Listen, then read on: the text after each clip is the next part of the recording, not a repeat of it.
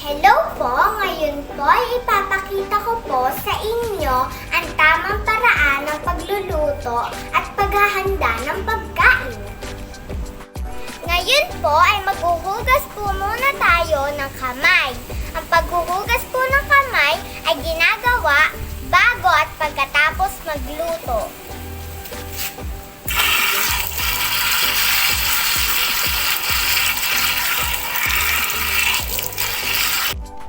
Ngayon po ay nahiwa ko na po ang ating mga sangkap.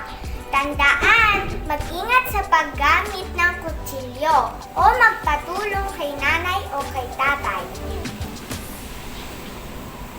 Matapos hiwain, hugasan ang mga sangkap.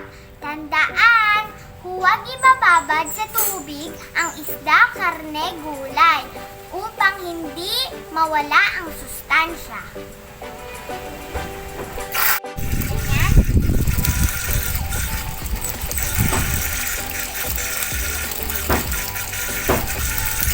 Matapos hiwain at hugasan ang mga sangkap, tayo po ay magsisimula ng magluto. Ang lulutuin po natin ay Ilonggo dish na laswa. Isang paalala, kapag hahawak sa mga lutuin, gumamit ng pot holder o basahan para hindi po tayo mapaso. Ayan po, may tubig na po ang ating kasirola.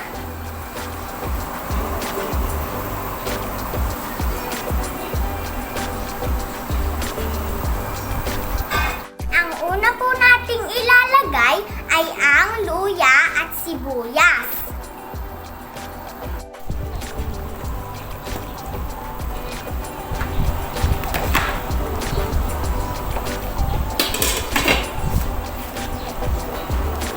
Habang hinihintay kumulo, ilagay na natin ang kamatis.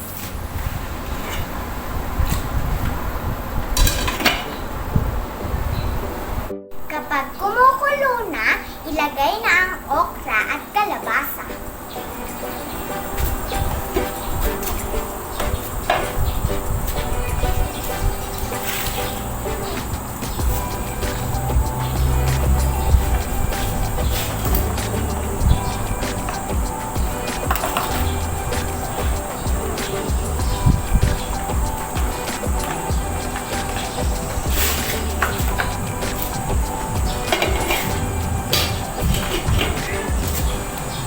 Kumukulo na po siya ulit. Ang huli po nating ilalagay na gulay ay ang talong. Dahil po mabilis po siyang lumambot. Sunod naman po ay ang malunggay. Pwede po ang malunggay kapag walang saluyot.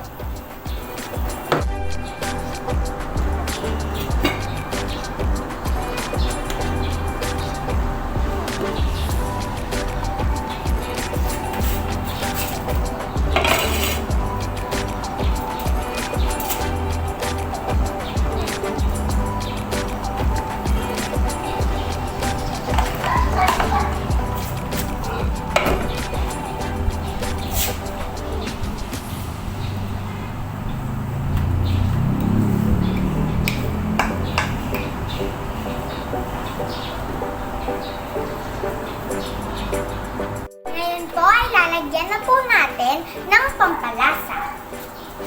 Kaunting asin at konting magic sarap.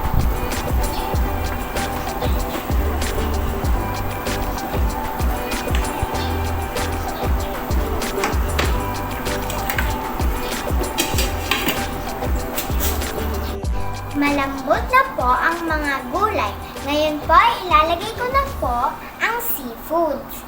May allergy po ako sa sa hipon eh. Kaya iba na lang pong seafoods ang ilalagay namin.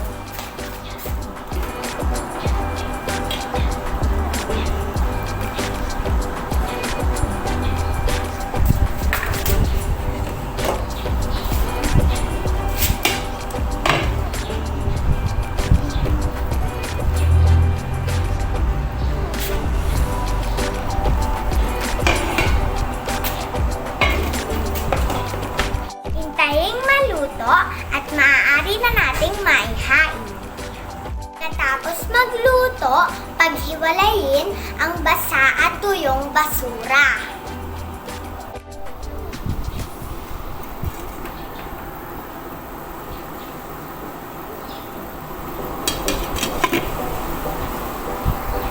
Ngayon po ay maghahain na po tayo. Tandaan, punasan muna ang lamesa bago maghain ng kung anong pagkain.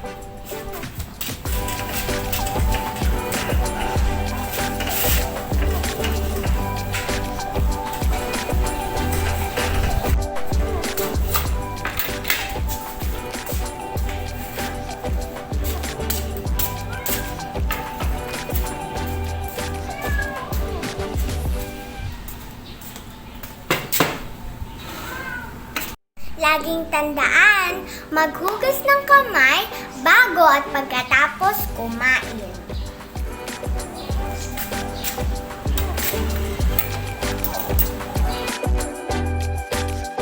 Tapos kumain, tulungan si nanay na iligpit ang mga pinagkainan, punasan ang lamesa, at ang mga tira-tirang pagkain ay pagsama-samahin sa isang lalagyan.